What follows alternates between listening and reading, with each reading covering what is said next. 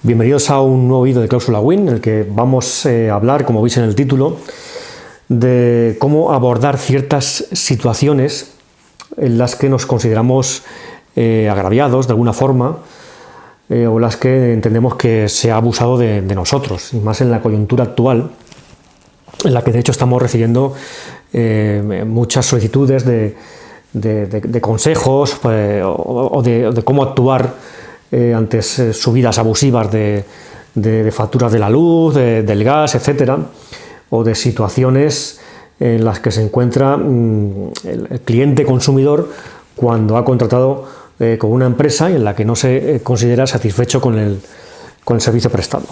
Bien, como digo, desde mi punto de vista y un poco ya con la experiencia que me ha dado trabajar años en este sector, hay una cuestión que debe siempre tenerse en cuenta como punto de partida, y es que cuando ya estamos en la tesitura de un procedimiento judicial, de un juicio, ya no es tan importante tener la razón como poder demostrarla. Es decir, tener la razón casi queda en un segundo plano. Es importante tenerla, lógicamente, porque eso nos da esa fuerza moral para digamos, seguir adelante, reclamar o defendernos en el ámbito en el que nos encontremos, de ese procedimiento judicial, porque estoy hablando ya del ámbito judicial, pero no es tan importante tener la razón como poder demostrarla. Es decir, hay muchos casos en los que yo he visto en este despacho y en otras situaciones, clientes que tenían toda la razón, que lo tienes claro porque lo ves claro y además te lo crees, y por un poco el íter de la situación te consta de que ha sido así, de que efectivamente se tiene la razón, pero nos encontramos con que no podemos demostrarlo. Y muchas veces esto pasa por un descuido y por no tener en cuenta varias cuestiones que son las que yo voy a comentaros ahora. Por tanto, importante, no es tan crucial tener la razón como poder demostrarlo, ¿vale? Esto es ya, digamos, un punto de partida que hay que tener en cuenta, demostrarlo.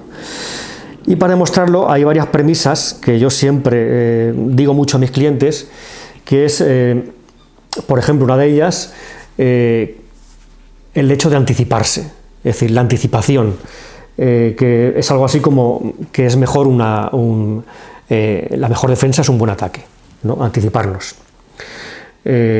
O algo así como que, también lo digo mucho, que es mucho más difícil deshacer que hacer. Es más fácil hacer que deshacer. Por eso lo de anticiparse, lo de tener una conducta activa, positiva ante las situaciones en las que nos consideramos agraviados o en las que pensamos que en un momento dado vamos a tener que reclamar. Bien, y esto, claro, esto de anticiparse y esto de que es la mejor defensa es un buen ataque, viene un poco enlazado con lo de las pruebas. Tener pruebas, porque si no, aunque tengamos la razón, si no disponemos de esas pruebas que respalden nuestra razón, no tendremos al final un éxito en nuestra pretensión. Insisto en ello. Muchas veces, y de hecho yo lo he visto comentar al acabar un juicio, el juez con las propias partes, es decir, bueno, pues yo sí creo lo que usted me dice, pero bueno, vamos a ver si me lo ha podido demostrar, porque yo al final me tengo que basar en las pruebas como juez. Bien, voy a poneros 3 ejemplos prácticos de situaciones muy recientes en el contexto actual que estamos viviendo, de subidas de los precios por todas partes, en todos los ámbitos del consumo, de la luz, del agua, del gasoil, etcétera. O situaciones, una que os comentaré, que me ataca a mí particularmente, porque me ha ocurrido a mí, en el ámbito de la administración. También me consideré yo agraviado, perjudicado, y estoy en vías de reclamar a la administración, como puede ser pues, un ayuntamiento, a un juzgado, a cualquier tipo de administración de la que consideremos no se nos ha tratado bien o se nos ha causado un perjuicio. Mira, como primer ejemplo, muy reciente, un cliente que viene pagando pues, unas facturas de gas, pues de un consumo habitual y de un importe de unos 200, 300 euros como mucho mensuales en estas épocas de invierno, y de repente recibe una factura de 1000 y pico euros, unos 1200 euros. Bueno, pues llama a la compañía y se encuentra con que la compañía le indica que, bueno, aunque en su contrato, porque claro, vemos el contrato, a ver qué ha pasado aquí, el contrato, hay un precio fijo pactado, creo que eran 4 céntimos el kilovatio, 4 céntimos, pues se le ha facturado a 14 o 15 céntimos. Y es que le dice a la compañía que, bueno, que hay una cláusula pequeñita en la que se indica que, a pesar de que hay un precio, digamos, que se ve en el contrato, hay una letra pequeña que dice que anualmente ese precio se revisa con fecha 1 de enero. La cuestión es que a este cliente realmente el contrato se le acababa, es decir, era un año, digamos, y luego se prorrogaba automáticamente. Pero ese año se terminaba en marzo, no en enero. Por lo tanto, no estamos conformes con esa subida del precio, porque entendemos que, claro, si firmamos un contrato de una duración de un año a un precio, pues por mucho que se diga que el precio se actualiza con 1 de enero, pues yo puedo entender que, vale, con 1 de enero se actualiza el precio, pero a mí se me aplica a partir de que mi contrato llega a su término, a partir del mes de marzo. Esto, claro, lógicamente nos encontraríamos con situaciones tan absurdas como que alguien que contrata con esa compañía en el mes de diciembre y se piensa que va a tener un precio X de, por ejemplo, 4 céntimos de consumo, pues que en el mes siguiente, en enero, le va a subir una barbaridad, ¿vale? Entonces, es decir, ¿para qué contrato a un precio en diciembre si en enero me lo vas a cambiar? Bien, ¿qué hacemos? Claro, aquí ha llegado una factura que se va a cobrar en los próximos días. De hecho, se cobró de unos, como digo, 1.200 euros. Lo que digo yo, anticiparse. El ataque, la mejor defensa es un buen ataque. ¿Por qué?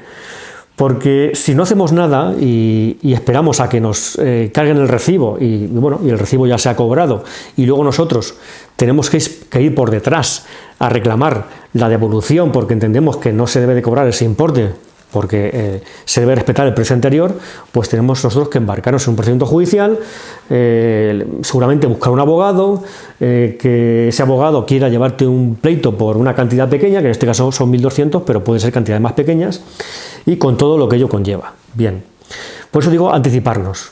¿Qué hemos hecho aquí? Pues hemos enviado un burofax a la compañía, que un burofax lo podéis hacer vosotros mismos, burofax electrónico desde internet, que vale 1 euro enviarlo, que es a la dirección de email de la empresa, diciéndole, oye, que nos ha llegado esta factura y no estamos conformes. Y como yo tengo un contrato en el que se indica que el precio son 4 céntimos el kilovatio hora, pues yo voy a hacer la cuenta de mi consumo de ese mes a 4 céntimos y te voy a pagar lo que yo pacté contigo. Y efectivamente, así se ha hecho. Se ha devuelto ese recibo, porque al final llegó a cargarse, se devuelve el recibo, pero se paga conforme a la cantidad que yo considero. Y, lógicamente, también se ha procedido a dar de baja la domiciliación de esta empresa y hacer un cambio a otra empresa. ¿Qué conseguimos con esto? Pues digamos que ahora la piedra está en el tejado de la otra parte. Es la otra parte la que tiene que preocuparse de si tiene que demandar, si tiene que reclamarnos, y de hecho ya hemos recibido respuesta y hemos, digamos, hecho valer nuestros argumentos diciendo que no estamos conformes porque tenemos digamos, un precio pactado durante un año y además en el contrato hay otra serie de cláusulas que dan a entender que a mí me cubre ese año por mucho que el precio se actualice en enero y esa actualización se aplicaría a partir de marzo. Hay otras cláusulas que van en ese sentido y además hay campañas publicitarias de esta empresa que indican que el precio no va a variar durante el año. Claro, ¿el año qué significa? El año que tú te inventes a partir de 1 de enero o el año de mi contrato. Por tanto, cuanto menos es dudoso, ¿vale? Yo pienso que tenemos la razón, pero es dudoso. De esta forma, pues la empresa tendrá que pensar si nos demanda, ¿vale? Este es uno de los ejemplos. Ahora hablaremos de las consecuencias que podemos que pueden acarrear si nos demanda esa empresa. Otro ejemplo de una sentencia que ganamos recientemente, y también es un ámbito que nos llega mucho, que es el tema de ficheros de morosos, ¿vale? Son unas situaciones en las que el cliente, pues, por ejemplo, por casos como el que hemos comentado, es decir, por no estar conforme con una cantidad, con una factura, se le incluye en ficheros de morosos. hace muy poquito, una semana, nos llegó una sentencia contra una compañía, la Vodafone. La ganamos porque efectivamente al cliente se le incluyó en ficheros de morosos y el juez ha considerado que esa inclusión es indebida y se condena a Vodafone a indemnizar a este cliente en 5.000 euros más pagar las costas del procedimiento judicial. Bien, ¿y qué dice esta sentencia? Trayendo a colación la jurisprudencia del Tribunal Supremo. El Tribunal Supremo dice que, vamos a ver, el fichero de morosos tiene una finalidad y es de inscribir en él a personas que son morosas, es decir, personas que no pagan la deuda porque no les da la gana o porque no la pueden pagar realmente, pero no porque no quieran pagarla, sino que, insisto, porque no dé la gana, pero no quieren pagarla en este caso porque no están de acuerdo con ella. Entonces, esa persona ya no es morosa porque no la ha pagado porque no pueda o porque no le dé la gana, sino que no la ha pagado porque tiene, digamos, un motivo, una razón, como dice el Supremo, una razón coherente, justificada y fundamentada. En este caso, el cliente, efectivamente, como ha pasado con el ejemplo del gas, firmó un contrato con Vodafone o no Vodafone a un precio y de repente empezaron a llegarle facturas de otro importe. Y el cliente lo que hizo fue inmediatamente quejarse diciendo, oye, no estoy de acuerdo con esto. Envió unas comunicaciones, unos emails, no estoy de acuerdo. Y luego yo le aconsejé efectivamente pues, que pagase el precio que era acorde con el contrato, no el precio que le había facturado Vodafone. Bien, pues esta sentencia recoge que efectivamente el cliente ha podido demostrar que cuestionó esa deuda oportunamente, en su momento, de forma razonada y justificada, porque guardó esos correos electrónicos. Por eso es tan importante, como digo yo, el anticiparte. Es decir, si tú piensas que algo no es justo, es decir, no te quedes de brazos cruzados, porque nos llega gente, efectivamente, que se le ha incluido en ficheros de morosos de forma indebida, porque la deuda no era correcta, no era una deuda cierta, líquida, vencida, exigible, pero no tenemos forma de demostrar. Es decir, el cliente dice, es que me cobró una cosa y no me tiene que haber cobrado eso. Ya, pero tú te quejaste en su día, es decir, tenemos la prueba de que eso es así, de que tú lo cuestionaste, mandaste algo a la compañía, claro, nos quedamos de brazos cruzados, entonces al juez no le podemos probar que yo me quejé oportunamente. Por eso tan importante anticiparse. Y esta sentencia, este juicio se ganó precisamente por eso. Dice la sentencia que el cliente ha podido demostrar que no estuvo conforme con la deuda y lo cuestionó. Y por lo tanto, la actitud de Vodafone de incluir a un cliente, ficheros de morosos, un cliente con el que estaba discutiendo la deuda de una forma razonada y justificada, pues es una inclusión indebida en ficheros de morosos. Bien. Es otro ejemplo de lo que digo de guardar pruebas y de anticiparse. Otro ejemplo, el último ejemplo, que es un ejemplo que me pilla a mí de lleno porque me ha ocurrido a mí. Yo tenía un juicio, además muy temprano, era un juicio que era a las 9 de la mañana y tenía que desplazarme ida y vuelta, 300 kilómetros de ida, 300 de vuelta, 600 kilómetros desde mi localidad. Y era además muy temprano y tenía que madrugar mucho, me tenía que levantar a las 5 de la mañana. El juicio era un lunes y yo, claro, para asegurarme, la semana anterior, el jueves, llamó al juzgado, pues bueno, pues para preguntar primero si podía realizarse ese juicio por videoconferencia. Me dijeron que no, y bueno, pues para ver si estaba todo correcto. Vale, pues me dicen que sí, que no hay ningún problema, que no se puede hacer videoconferencia y que tenía que ir allí. Bien. Me levanto muy temprano, a las 5 de la mañana, y estoy a las 9 en el juzgado. El juicio era el primero, además era a las 9. Y yo llego allí y no había nadie, no sé qué pasa, voy a preguntar, que oye, tengo un juicio hasta ahora, procedimiento número tal, y me dicen que, bueno, que el juicio se había suspendido, que qué hacía yo allí. Pues hombre, estoy aquí porque tengo ese juicio y he llamado para asegurarme de que el juicio se hacía. Pues imaginaros mi cabreo, ¿no? Después de haber desplazado tantos kilómetros, haber madrugado tanto y de que lógicamente iba a perder toda la mañana de trabajo en el despacho, de otras cosas importantes que tengo que hacer y que podía haber hecho si no me hubiera desplazado a ese juicio que me dicen que se había suspendido ya desde antes. Bueno, pues yo, claro, en ese momento de cabreo pues hay que un poco pensar fríamente, decir, bueno, lógicamente esto no va a quedar así, yo esto voy a reclamar, voy a pedir que me indemnice la Administración de Justicia por esto que me ha hecho, es decir, por esta pérdida de tiempo injustificada sin avisarme cuando yo llamé antes. Bien, yo tengo que probar el día de mañana, aunque ya lo estoy reclamando, como digo, tengo que probar que yo pues tenía ese juicio, eso es fácil demostrarlo, que hice un desplazamiento, incluso que llamé para asegurarme ¿vale? Aunque no tengo por qué llamar, realmente es el juzgado que me tiene que avisar a mí si se suspende el juicio. Pero bueno, yo puedo probar que llamé. Entonces, bueno, llamé con el teléfono fijo, pues me busco las llamadas efectuadas en la factura del teléfono, efectivamente una llamada que hice al juzgado unos días antes del juicio, ¿vale? Pues con eso demuestro que yo llamé. Lógicamente, si llamé unos días antes fue pues para preguntar por mi juicio. Además, en ese juzgado no tengo otra cosa, es un juzgado que está lejos de mi localidad.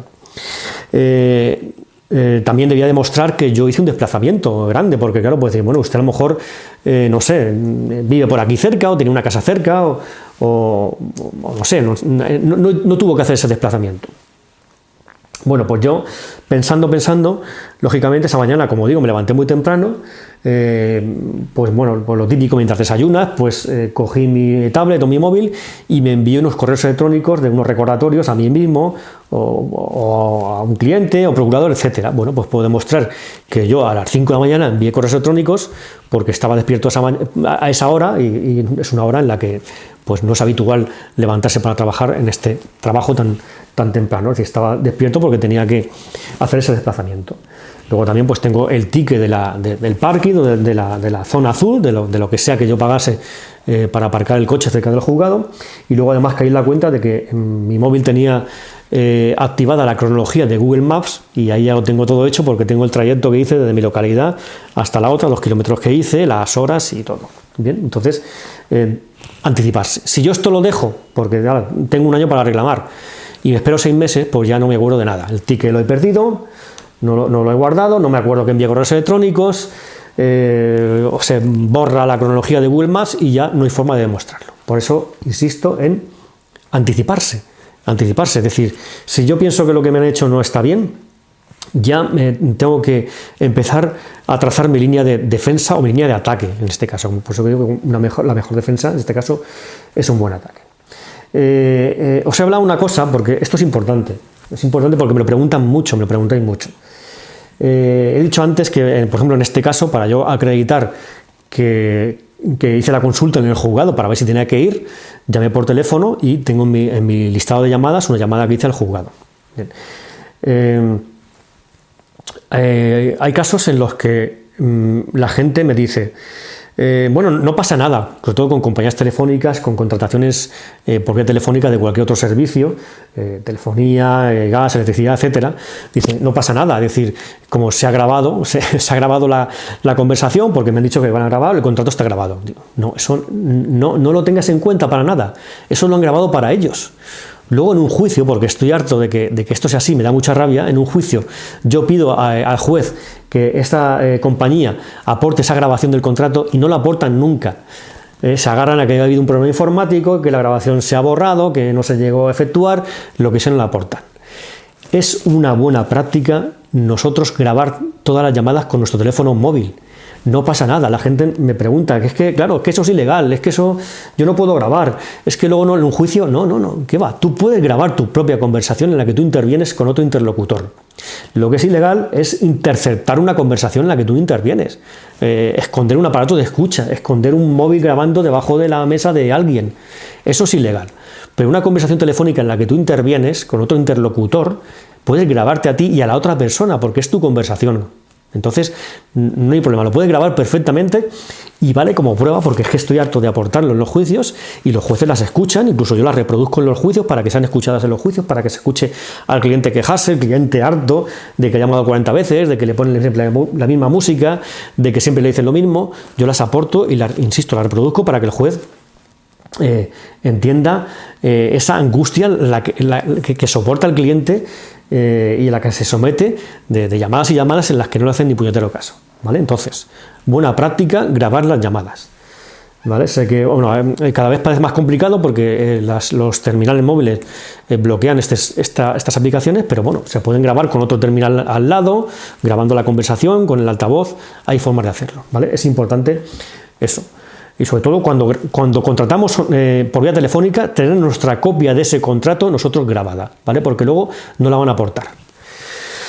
Bien, ya para terminar, he dicho antes, en cuanto he hablado en el ejemplo del gas y de lo de anticiparse, de lo de atacar, tener la mejor defensa en buen ataque. Es decir, en este caso del gas, lo que hemos hecho aquí es, como digo, abonar la factura que nosotros creemos que nos corresponde en base al contrato que hemos firmado, ¿vale? Si la factura de gas era 1.200 euros, aquí al final se ha pagado 300 y pico euros, imaginaos la diferencia.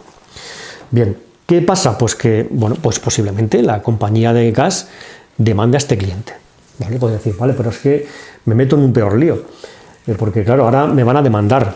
Bien, pero ya tenemos que primero que pasar ese primer filtro, porque a lo mejor no nos demandan, porque nosotros, si hemos fundamentado bien con ese burofax diciendo, oye, que no te va a pagar porque esto es así, pues a lo mejor la compañía dice, pues yo no me meto en follones porque este cliente, si gana y me dice que esto es así, pues igual pueden venir detrás muchos más, porque este contrato está hecho así para todos.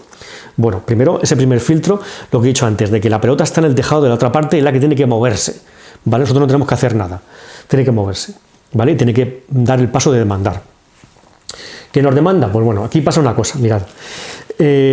Cuando son reclamaciones pequeñas de estos importes, de menos de 2.000 euros, las reclamaciones de menos judiciales de menos de 2.000 euros, la ley de enjuiciamiento civil, la ley procesal que regula cómo se tramitan los procedimientos judiciales, establece que no es necesario ni abogado ni procurador en reclamaciones, procedimientos judiciales de menos de 2.000 euros, ¿vale? Prácticamente todos los supuestos, cuando es por la cuantía, es decir, las cuantías, reclamaciones por cuantía de menos de 2.000 euros, no hace falta abogado y procurador. ¿Qué significa esto? Dice, vaya, pero bueno, yo aunque no me haga falta, aunque no lo necesite, me hace falta. Bueno, eso sería otra cuestión, pero sí que es cierto que son reclamaciones muy sencillas y yo me he encontrado con clientes muy espabilados y buscando por internet, porque hoy en día la información es accesible. Yo de hecho, y lo reconozco y no me molesta en absoluto, clientes que me han enseñado a mí cosas porque están en muchas materias más informados que yo, y yo lo agradezco porque me han enseñado y me han ilustrado a mí cosas que yo no conocía. Por internet podéis articularos una defensa perfectamente viable en un juzgado y os aseguro que un juez os va a escuchar, porque cuando lleguéis sin abogado, que quizá y lamentablemente no es lo habitual, aunque tenemos ese derecho, el juez os va a escuchar. Bien, ¿esto qué significa? Que si perdemos ese juicio, como no es obligatorio servirse de un abogado, no estamos obligados a pagar las costas relativas a abogado y procurador de la otra parte. Es decir, en este caso, si nos demanda esta compañía del gas y el cliente pierde el juicio y al final dice el juez que tiene que pagar esos 1.300 euros, él ya ha pagado 300 euros, debería de pagar 1.000, y dice, claro, tengo que pagar las costas del juicio que lo he perdido. No, como esa reclamación es inferior a 2.000 euros, solo tendrías que pagar los 1.000 euros que te restan, no tendrías que pagar las costas de abogado y procurador. Bien, entonces, es decir, no hay un coste extra, es decir, te puedes tú mismo defender y no vas a tener que pagar más si al final el juez le da razón a la compañía. Aquí sí que es cierto que hay una salvedad, una letra pequeña, y es que dice la ley que si la parte que gana esas costas, la otra parte, en este caso la compañía de gas, pertenece a una localidad de un partido judicial distinto, se ha tenido que desplazar a un juzgado distinto al de su localidad, sí que deberíamos de pagar esas costas. Pero esto se ha ido, digamos, suavizando por la jurisprudencia, y si esa compañía, nada más que tenga una sede, un establecimiento, un representante autorizado en nuestra localidad o nuestro partido judicial que nos corresponde, pues ya no tendríamos que pagar esas costas siempre que la cuantía sea inferior a 2.000 euros. Sabiendo también este detalle, pues también, lo que digo, anticiparnos, si podemos contratar con una compañía telefónica, de gas, etcétera, que tenga representante, establecimiento en nuestra localidad o en el ámbito de nuestro partido judicial, pues mejor que mejor, porque nos anticipamos a que luego, si tenemos una reclamación, como vamos a ir al juzgado de nuestro partido judicial, de nuestra localidad, no habrá que pagar costas judiciales si esa reclamación es inferior a 2.000 euros. Pues nada más, espero que esta serie de consejos os sean útiles, y si podéis ponerlos en práctica, pues que los pongáis. Y bueno, si me tenéis que preguntar cualquier cosa, yo estoy abierto a cualquier tipo de sugerencias o consultas. Esto que os digo es consejos personales de cómo yo lo haría y cómo en la práctica lo estamos haciendo, y de hecho lo que os he dicho de gente que incluso presenta sus demandas cuando tienen que demandar ellos por cuantías de menos de 2.000 euros porque no hace falta abogado y procurador, me piden a veces consejo de cómo orientarlo, dónde buscar. Como digo, en internet tenéis todo lo que queráis si sabéis buscar bien, y por tanto os animo a que toméis esa perspectiva del anticipo y de que la defensa el ataque, perdón, es la mejor defensa en estos casos, para que estas grandes compañías no nos avasallen y podamos siempre poner un límite y poder saber dónde están nuestros derechos y defenderlos.